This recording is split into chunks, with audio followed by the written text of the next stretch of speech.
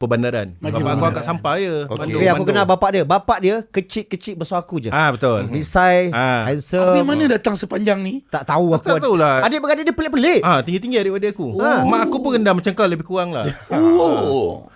Mungkin bapak aku orang Penang kan. Yelah. Bapak kau orang Penang. Mak kau orang Kulai. orang Johor. Orang Kulai lah. Okey. Jawa campur Penang lah. Dapatnya macam ni. Steady tak? Jawa campur Penang, Janai. Kau memang besar dekat Kulai? Kulai. Lahir kat Kulai. Aku lahir di rumah teres. Rumah biasa low cost. Lahir kat situ hari Rabu. Kau ingat? 30 Rabu? Oktober.